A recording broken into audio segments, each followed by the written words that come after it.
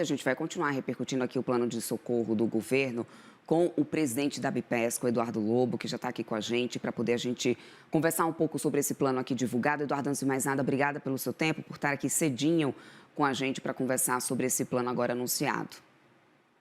Muito bom dia, sempre um prazer estar com vocês aqui, trazendo as informações do setor de pescados Uhum. e comentando sobre o que está acontecendo. Eduardo, vamos lá, né? Recentemente você tinha expressado já um certo descontentamento mesmo, né, com o andamento dessas discussões junto ao governo, tanto para negociação das tarifas, como também para um plano de ajuda, que as conversas, as reuniões que vinham tendo até a semana passada pareciam não avançar muito em relação a efeitos práticos, né? Não tinha uma medida efetiva, principalmente direcionada ao setor de pescados, que tem uma parte muito abrangente ali do setor produtivo nos micro, né, produtores, micro pescadores. Agora, com esse plano que foi anunciado, qual que é a tua percepção? Realmente vai ser de bem-vinda ajuda? É o que vocês estavam esperando? Está dentro realmente do que vocês planejavam para poder conseguir passar por essa crise tarifária? Olha, a gente recebe com tranquilidade os anúncios de ontem. O montante ofertado é um montante que atende às expectativas de todo o setor privado, principalmente de pescados, mas eu acho que hoje e amanhã são dias muito importantes, porque a regra do jogo, as normas e o mais importante, vamos falar a verdade, de todo o plano, o mais importante é a linha de crédito que foi ofertada.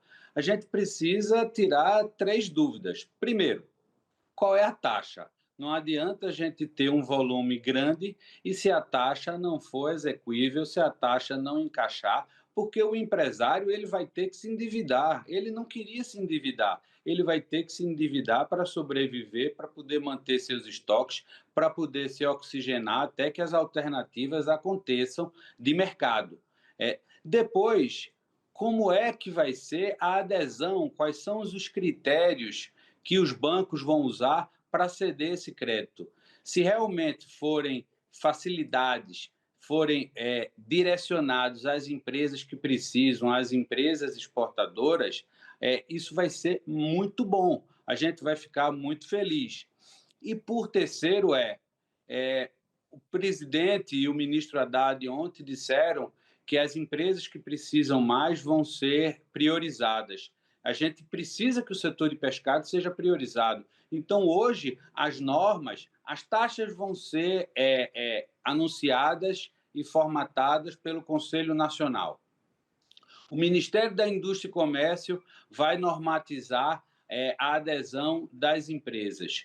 E os limites de crédito para cada empresa, eu imagino que serão direcionados pelo BNDES para os outros bancos trabalharem com o que for orientado. Então, são variáveis importantes. Não adianta um plano que tenha um montante bonito na medida provisória, mas que não chega a quem precisa realmente. Uhum. A gente está otimista, mas observando a velocidade que vão dar, a efetividade para que o dinheiro chegue a quem precisa. Pois é, eu quero pegar até o gancho nessa questão da velocidade para que isso seja realmente executado, porque além dos 30 bilhões, e que ainda resta essa dúvida sobre quanto, né, que vai ser de taxa de juros aplicado para essa linha de crédito, a gente tem o fundo garantidor, que vai ser ampliado, cerca de 4 bilhões e meio nesse momento, mas para esse fundo garantidor ter, para que as empresas tenham acesso, algumas reuniões ainda precisam acontecer no CMNE para que algumas normas regulativas sejam definidas, ou seja, reuniões que ainda serão executadas, segundo o próprio secretário da Fazenda, durante essa semana. Esse é o ponto. O outro ponto é, a gente tem também, no pacotão todo, a possibilidade de compra pelos estados e municípios sem licitação dos produtos, principalmente, né, aqueles perecíveis que possam ser redirecionados agora para o consumo interno. Dada a experiência, Eduardo, que você já tem, né, como presidente aí da Bipesca, esses processos de compra governamental, mesmo tirando licitação, isso atende à serenidade nesse momento que vocês precisam para não perder produção? Olha, a nossa preocupação com a velocidade, ela é muito grande e a gente entende que toda vez que a gente cria um plano muito abrangente, a gente perde mobilidade. A nossa expectativa era que fosse um plano muito pontual, atendendo direcionado exatamente para quem precisa. As empresas que estão cadastradas e já listadas dentro do Ministério da Indústria e Comércio não são um número de 100, 200 empresas, são menos de 60 empresas no setor de pescados. Ou seja, é fácil identificar quem está necessitando para que a gente não dê linha de crédito para quem não precisa. A gente está focado aqui no tarifaço em empresas que sofreram com suas exportações para os Estados Unidos e ponto. Com relação às compras governamentais, se o governo quiser efetivamente fazer as compras de produtos de empresas que iam exportar e não exportaram rapidamente por dispensa, isso é muito bem-vindo, dá para fazer isso em 30 dias, se for vontade política e se debruçarem a partir de hoje a chamar as empresas e a gente fazer as ofertas. Então, isso não é uma coisa difícil. Agora, se essas compras governamentais por dispensa de licitação abranger outras empresas, abranger outros produtos que não destinados à exportação, a gente vai ter uma coisa mais morosa, a gente vai ter uma coisa que vai andar lento e uma coisa perigosa. Uhum. Ah, será atrelado, né, também esse acesso ao plano de ajuda nesse momento pelo governo à manutenção dos empregos, né? Uma Câmara Especial, inclusive, será criada para fazer esse tipo de acompanhamento. Eduardo, será possível realmente passar por tudo isso? E aí eu faço aqui uma ponderação relevante. A gente já tem a tarifa sendo executada desde a última semana, ou seja, portanto, a gente já tem uma semana de execução da tarifa. Na situação que estamos hoje, será possível manter todos os empregos sem realmente cortar vagas ou, enfim, repercutir sobre isso para conseguir ter acesso a esse plano de ajuda? Isso é realmente palpável nesse momento? É factível com o segundo conceito, com a seguinte premissa: na hora que o empresário, a empresa exportadora, tiver acesso à linha de crédito, a partir desse dia é possível se manter os empregos, assumindo um compromisso de manutenção de postos de trabalho. Porém, todos os dias a gente vai desarrumando a cadeia produtiva, ela vai diminuindo, postos são perdidos. Então, a velocidade, ela é proporcional à manutenção dos empregos.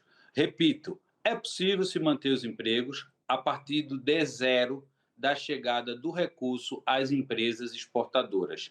Antes disso, os empresários estão tentando manter da maneira que podem os postos, porque ninguém quer demitir, ninguém quer desmanchar uma cadeia tão importante, ninguém quer fechar o seu negócio, muito pelo contrário. Mas agora a gente corre com a velocidade. O empresário hoje, ele não sabe o que fazer. Ele está aguardando que a regra minuciosa, o detalhamento seja posto. A partir desse momento, ele vai correr para os bancos, os empresários que precisam realmente, e vai tentar se habilitar esse crédito. É nessa hora que a gente tem que ter agilidade. Mas eu acho que o próximo passo agora, das próximas 48 horas, é: que taxa é essa? Porque se a taxa não for convidativa, nada disso tem valor. Uhum.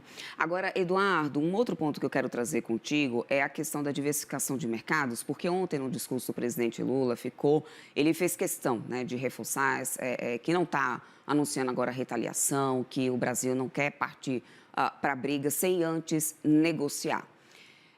E que, inclusive, tem enfatizado negociações com outros mercados, com outros países, outras economias.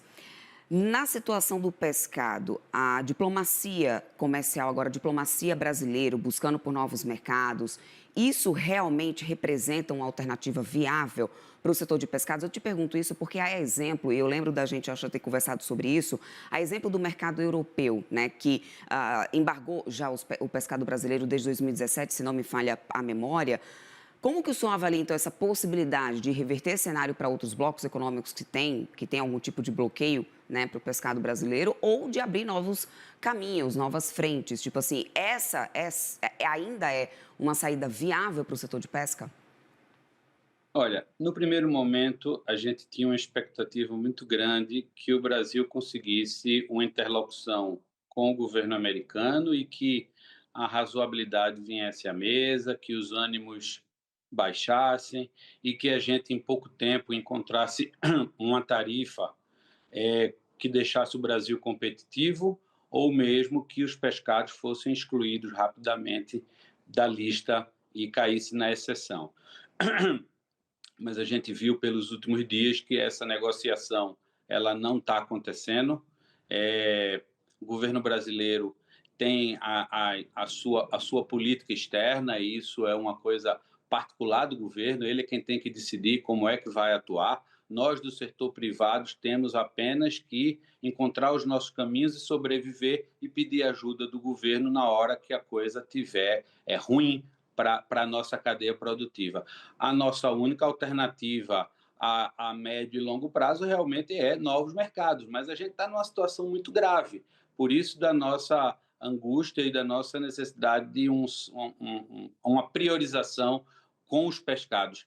Nossa maior alternativa seriam todos os países do mercado comum europeu. E isso já foi dito, agora não são 15 dias, há quase 30 dias que eu venho falando nisso, que a gente vem falando repetidamente, mas isso já está numa escala que só quem pode resolver é o presidente da República, com o seu cacife político, com o seu conhecimento, com a sua dimensão, numa ligação para a presidenta da Comunidade Europeia, para que ela interceda e faça uma liberação daquele mercado para que o Brasil possa exportar e voltar a fornecer os pescados que eles tanto precisam e tanto pedem há tanto tempo. Outras alternativas nós estamos procurando, mas ninguém deixou de fazer isso nos últimos 10 anos. É que a maioria dos países que poderiam ser nossos clientes são nossos maiores competidores. Quando o presidente fala, vamos para a Índia, é muito bom o mercado indiano realmente, mas não é para os pescados, é para outros produtos. Os indianos são competidores com o Brasil no camarão, os indianos são competidores com o Brasil na tilápia, os indianos são competidores do Brasil na lagosta, no atum, numa série de produtos. A mesma coisa acontece com os vietnamitas, a mesma coisa acontece com os australianos, a mesma coisa acontece com os chineses. Então, não é falta de dedicação do empresário em buscar alternativas, é que realmente abrir novos mercados é o óbvio, mas alguns produtos têm mais facilidades, outros produtos você precisa de uma adequação de hábito alimentar, de corte, etc. e tal. E quando a gente fala em pescados, a gente fala em 480 itens, é a pauta de produtos pescados que o Brasil tem e trabalha muito bem. Então, Eduardo, se for pensar num bloco econômico ou num país, seria realmente a Europa, seria reverter essa situação que a gente tem de uma suspensão para importação, né, de pescados brasileiros, hoje no bloco europeu, o bloco europeu que poderia ser, então, essa solução de adequação de produção. É isso. Índia, por exemplo, não funcionaria porque é um concorrente nessa situação. Exatamente. O Ministério da Agricultura, o ministro Fávaro, ele é o grande vendedor do agronegócio brasileiro. Ele tem, com sua equipe, travado batalhas e aberto vários e vários mercados. Mas quando ele fala no agronegócio, ele fala de uma maneira muito abrangente. Uma abertura de mercado não significa que ela atende a todos, ela atende a uma parte.